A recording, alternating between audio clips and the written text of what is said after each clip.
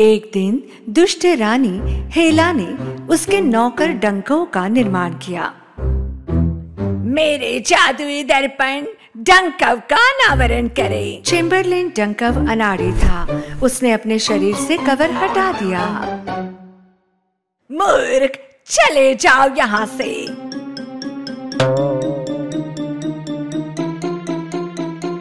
रानी ने खुद को आईने में देखा और फिर कहा, दर्पण दर्पण मुझे बता, सबसे सुंदर कौन है, क्या है पता? जादुई दर्पण ने उसे उत्तर दिया, इस भूमि पर मेरी रानी अब आप सबसे सुंदर नहीं है, स्नो वाइट सबसे सुंदर है। हेला बहुत क्रोधित हुई। ये हो नहीं सकता, मुझसे ज्यादा सुंदर कोई नहीं। पूरा महल उसके गुस्से से थरथराता हुआ लग रहा था और उसका दुष्ट दिल स्नो वाइट की सुंदरता को नष्ट करना चाहता था। उसने एक योजना बनाई और शिकारी को स्नो वाइट को जंगल में ले जाकर मारने का आदेश दिया। और मुझे उसका दिल ला कर दो।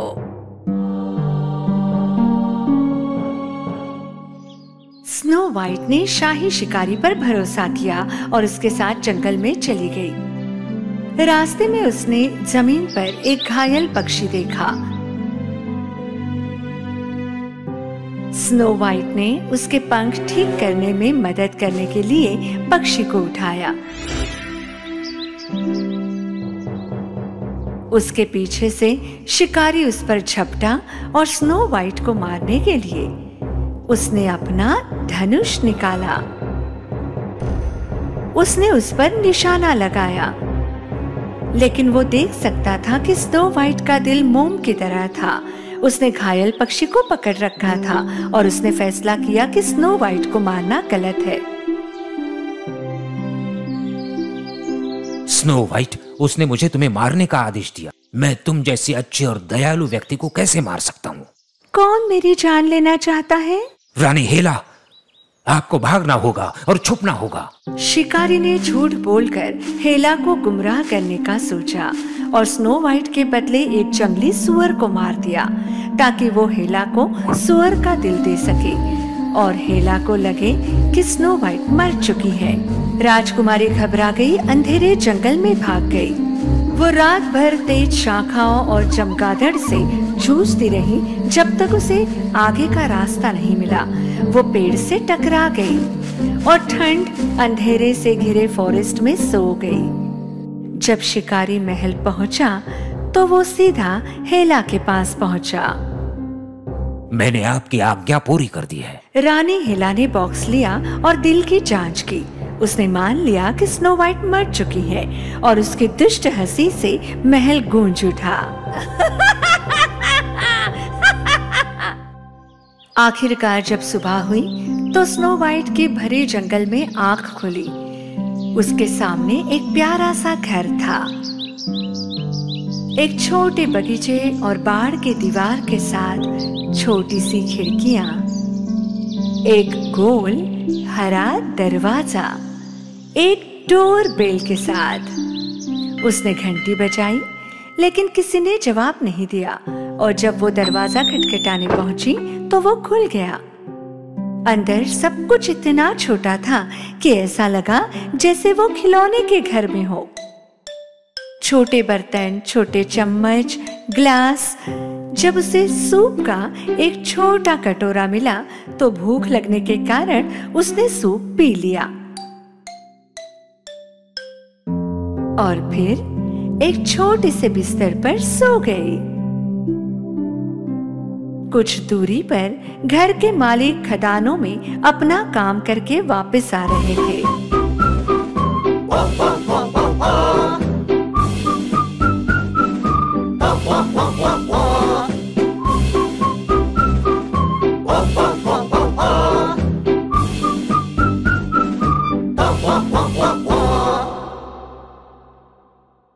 जैसे ही उन्होंने प्रवेश किया उन्हें लगा कि कुछ गड़बड़ है, इसलिए वे चुपचाप चले गए और फुसफुसाए।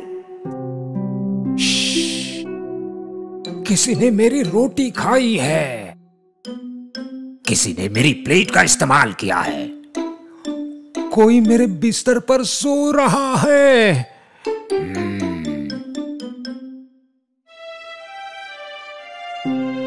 कितनी सुंदर लड़की है। ओए ओए पकड़ो, अरे पकड़ो, अरे पकड़ो, पकड़ो, ओ नहीं, पकड़ो, पकड़ो,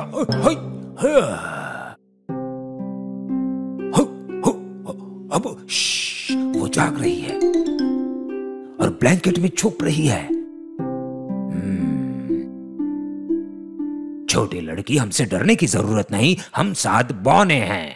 मैं हूं एस और ये है जॉली, एंग्री, क्यूरियस, सिली, शाय और लेजी। ओह, मैं स्नो वाइट हूँ। मुझे खेद है कि मैं आपके घर घुस गई। स्नो वाइट ने उन्हें अपने साथ हुई हर बात बताई और बौने उसकी कहानी सुनकर बहुत दुखी हुए। उन्होंने कहा कि वो उनके साथ उनके छोटे से घर में रह सकती है। दूर एक और जमीन में एक युवा सुंदर राजकुमार था।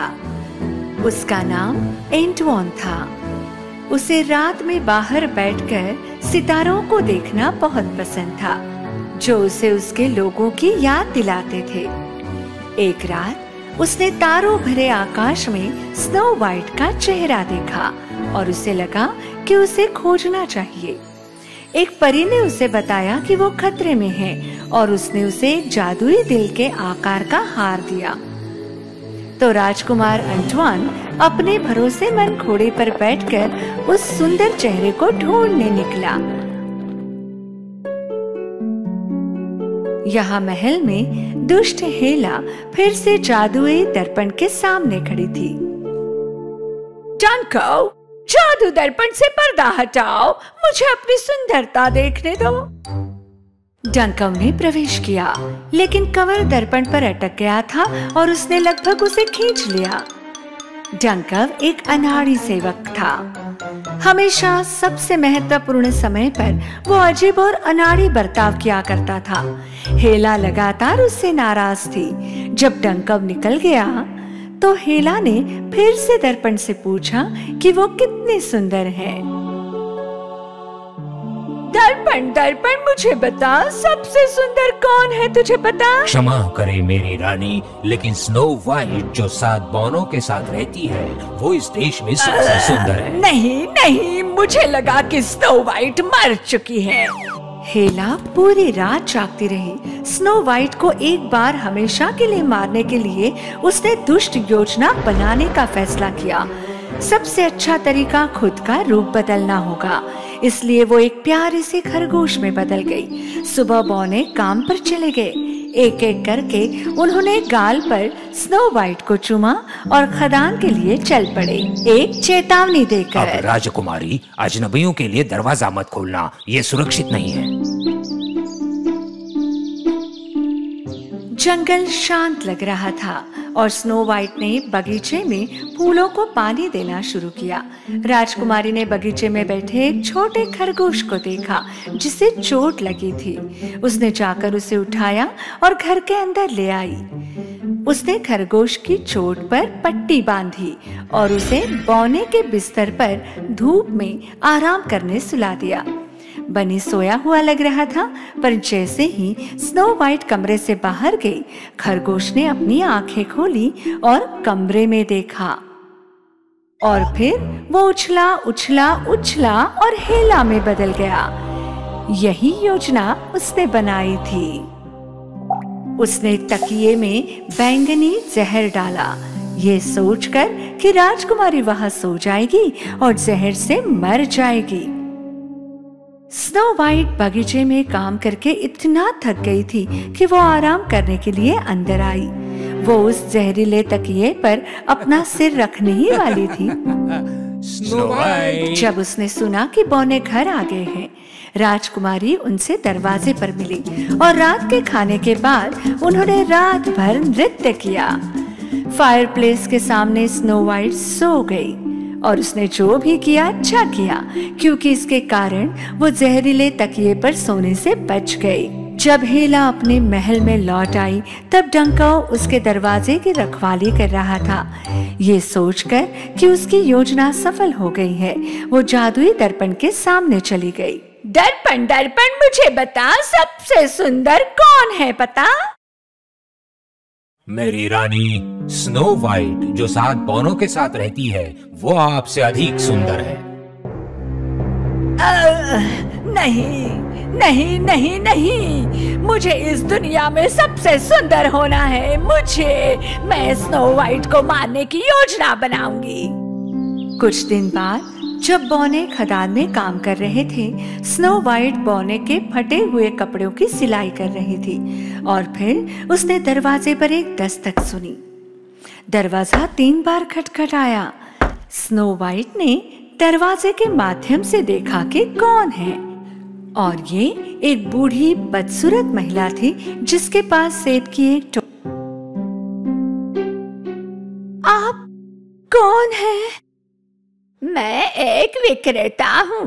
मेरे पास बहुत स्वादिष्ट सेब है, क्या आप खाकर देखना चाहोगी? स्नो वाइट को पहले दरवाजा खोलने से डर लग रहा था, लेकिन उसे लाल सेब बहुत पसंद थे।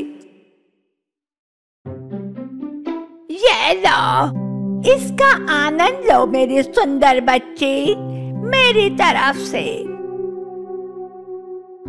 स्नो वाइट ने बूढ़ी महिला द्वारा दिया गया सेब लिया और एक निवाला खाया। सेब में जहर था।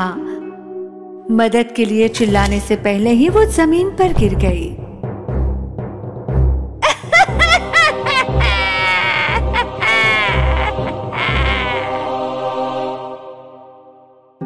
सड़क के ठीक नीचे राजकुमार एंटवान ने अपने घोड़े को एक पेड़ की छांव में विश्राम के लिए बांध दिया। उसने आकाश में जो सुंदर चेहरा देखा था, उसे खोजने के लिए वो दूर तक यात्रा कर रहा था। सड़क से कुछ दूर उसने एक बूढ़े व्यक्ति को अकेले चलते देखा। वो उससे बात करने जा रहा था, तभी अचानक वो दुष्ट रानी हेला में बदल गई। राजकुमार और उसका घोड़ा स्तब्ध रह गया और उसने पता पूछने का इरादा बदल दिया। देर रात जब बौने घर आए तो उन्होंने देखा कि स्नो वाइट अभी भी फर्श पर बेजान पड़ी है। वे बहुत दुखी हुए और उनके दिल के टुकड़े टुकड़े हो गए। उन्होंने एक सुंदर कांच का ताबूत तैयार किया और उसे देश की सबसे लंबी नदी तक पहुंचाया, ताकि राज्य के सभी लोग उसकी सुंदरता के बारे में जान सके। नीचे की तरफ राजकुमार नदी के किनारे अपने घोड़े पर यात्रा कर रहा था और उसने नाव में कांच के ताबूत को देखा। उसने लड़की के चेहरे को पहचान लिया। राजकुमार बहुत दुखी हुआ, फिर भी उसने ताबूत के कवर को खोला। उसने अपनी जेब से स्टारडस्ट हार लिया और इसे राजकुमारी पर रख दिया।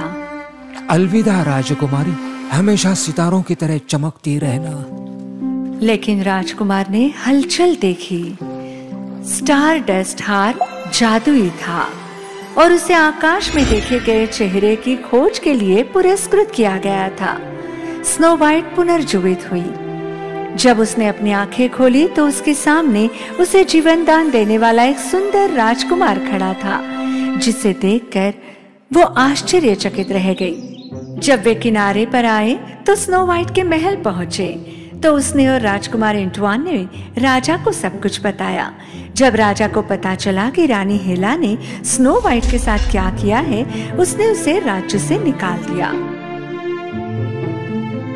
राजा ने जादू के दर्पण और हेला की सभी वस्तुओं को महल के तहखाने में बंद कर दिया।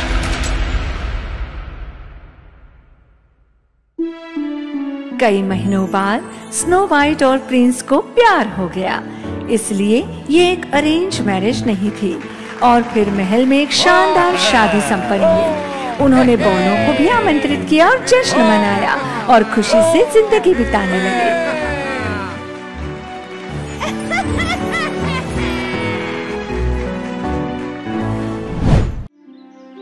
एक बार की बात है, एक आदमी अपनी 2 बेटियों के साथ रहा करता था।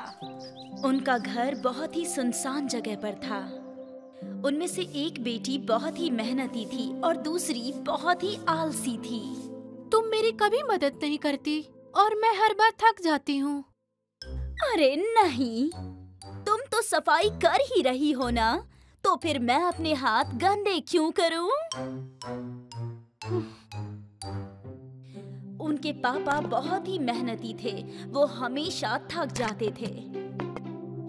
वो लोग सिर्फ सूप और डबल रोटी ही खाया करते थे। एक दिन उनके पापा ने अपनी बेटियों से एक फरमाइश की। मेरी प्यारी बच्चियों, तुम तो जानती हो मैं तुम दोनों को बहुत प्यार करता हूँ, लेकिन मैं सोच रहा था अब तुम दोनों बड़ी हो गई हो और वक्त आ गया है कि तुम दोनों अपनी जिम्मेदारियां उठाओ। मैं चाहता हूँ कि तुम दोनों नौकरी ढूंढो, काम करो। आपने सही कहा पापा, मैं अपने लिए नौकरी ढूंढूंगी। और तुम्हारा क्या विचार है बेटी? हाँ, दीदी को नौकरी ढूंढनी चाहिए क्योंकि नौकरी करना उन्हें काफी सूट करता है। पर मेरे हिसाब से मुझे घर का ही काम करना चाहिए। वो आदमी अपनी बेटियों का उत्साह देखकर काफी खुश था। अगले दिन जब मेहनती लड़की अपने लिए नौकरी ढूंढने जा रही थी तो उसके पापा उसके पास आए। मेरी प्यारी बच्ची, मैं एक नसीहत देना चाहता हूँ। जो भी तुमसे मदद मांगे कभी मना मत करना और हमेशा मेहनत से अपना काम करना। जो भी काम तुम्हें दिया जाए उसे पूरी ईमानदारी से करना। थैंक यू पापा, मैं आपकी नसीहत नहीं भूलूंगी। मेरी प्यारी बच्ची, गुड बाय। वो मेहनती लड़की अपने लिए नौकरी ढूंढने चली गई और वो आलसी लड़की जो कि घर का काम करने वाली थी, उसने कुछ भी नहीं किया और घर दिन ब दिन गंदा होता जा रहा था, लेकिन वो साफ सफाई नहीं करती थी। मेहनती लड़की कई दिनों तक चलती रही, लेकिन उसे कोई भी नौकरी नहीं मिली। कुछ देर बाद मेहनती लड़की ने एक सूखा हुआ पेड़ देखा और उसके पास गई। हेलो यंग गर्ल, क्या तुम मेरी सूखी डालियां हटा सकती हो और जड़ों में थोड़ा पानी डाल दोगी? उस मेहनती लड़की ने उसकी टहनियों को साफ किया। ऐसा करने में उसके हाथ छिल गए और फिर उसने अपने पीने का पानी पेड़ की जड़ों में डाल दिया। शुक्रिया प्यारी बच्ची, लेकिन अब तो तुम्हारे पास पानी बचा ही नहीं। कोई बात नहीं, तुम्हें मदद की जरूरत थी तो मैंने किया। मैं थोड़ी दूर और चल के खुद के लिए पानी ढूंढ लूंगी। मेहनती लड़की फिर आगे की तरफ चल पड़ी। कुछ देर चलने के बाद उसे एक तंदूर दिखा जो कि बुरी तरह से टूट फूट चुका था। हे प्यारी बच्ची, क्या तुम मेरा हुलिया ठीक करके मुझे बेहतर बना सकती हो? मैं टूट गया हूँ। मेहनती लड़की ने हाथ में मिट्टी ली और तंदूर की सारी दरारें भर दी। शुक्रिया प्यारी बच्ची, लेकिन मेरी वजह से तुम्हारे कपड़े बहुत गंदे हो गए। ओ कोई बात नहीं, कपड़े अगर गंदे होते हैं, तुम्हें मदद चाहिए थी तो मैंने कर दी। उस मेहनती लड़की ने चमकता हुआ तंदूर पीछे छोड़कर आगे की ओर बढ़ गई। कुछ देर चलने के बाद उसे एक प्यारी सी भेड़ मिली, पर वो भेड़ सर से लेके पांव तक कोयले की तरह काली थी। हेलो लड़की, मैं गलती से कोयले की खान में गंदी हो गई। क्या तुम मुझे इस झील में नहला दोगी? उस मेहनती लड़की ने झील के पास बिठा के उसे साफ किया और वो भेड़ चमकने लगी और बहुत ही सुंदर हो गई। शुक्रिया, लेकिन मेरी वजह से तुम भीग गई। तुम्हें मदद चाहिए थी, मैंने कर दी और मेरे कपड़े पहले से ही गंदे थे, अब साफ हो गए। मेहनती लड़की फिर से चल पड़ी। जब अंधेरा हुआ तो उसे एक खूबसूरत सा घर दिखाई दिया जहाँ 7 परियां रहा करती थी। मेहनती लड़की उस घर के अंदर गई। हेलो, मैं बिना अनुमति यहाँ आने के लिए माफी चाहती हूँ। मैं अब बड़ी हो गई हूँ तो नौकरी ढूंढ रही हूँ। तुम चाहो तो तुम यहाँ काम कर सकती हो। हमारे घर में 7 कमरे हैं। तुम रोज 6 कमरों को साफ कर देना, लेकिन हाँ, 7वें कमरे में मत जाना। मेहनती लड़की ने नौकरी कबूल कर ली। जैसा कि परी ने कहा था, उसने रोज 6 कमरे को साफ किया और 1 साल तक वो उस 7वें कमरे में बिल्कुल नहीं गई। और जब उसके पास अच्छे पैसे जमा हो गए तो उसने सोचा कि वो घर वापस जाएगी। घर जा सकती हूँ? हाँ जरूर, तुम जा सकती हो। मैं हैरान हूँ कि तुम 7वें कमरे में नहीं गई। पापा हमेशा कहते थे कोई भी काम लगन से करना और ईमानदारी से, जो भी काम मिले। मेरा काम 6 कमरों की सफाई करना था तो मैंने वही किया। आपने मुझसे यही कहा था ना? हम तुम्हें तुम्हारी ईमानदारी और मेहनत के लिए कुछ देना चाहते हैं। चलो हमारे साथ आओ। सारी परियां उसे उस 7वें कमरे में लेकर गई। जब वो लड़की उस कमरे में गई तो वहाँ ढेर सारे सोने चांदी के सिक्के देखे। अब तुम इन सारे सिक्कों पर लेटो और जितने सिक्के तुम में चिपक जाएंगे वो सब तुम्हारे होंगे। मेहनती लड़की इधर से उधर लौटने लगी।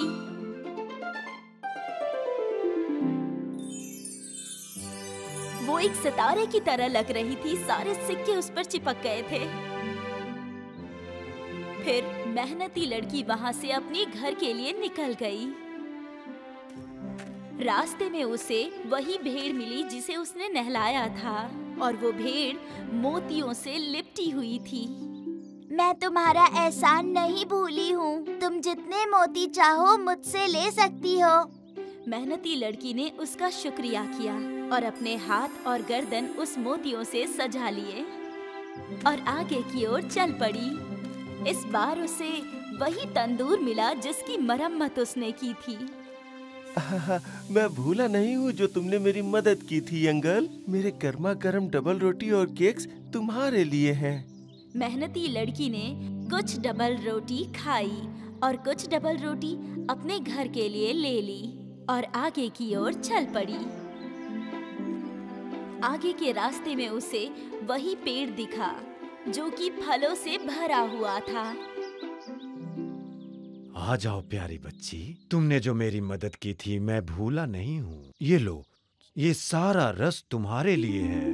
मेहनती लड़की ने पेड़ का शुक्रिया अदा किया और फिर घर की ओर चल पड़ी।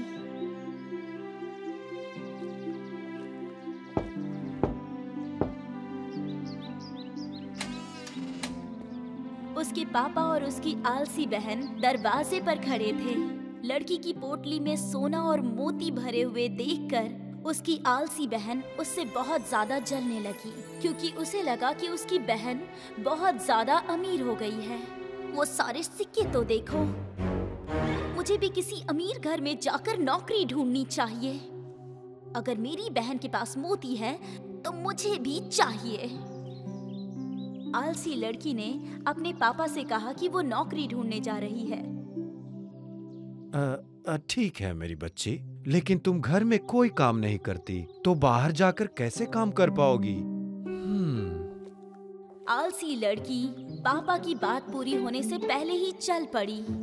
वो दिन रात चलती रही। थोड़ी देर चलने के बाद उसे एक पेड़ मिला जो कि सूखा हुआ था।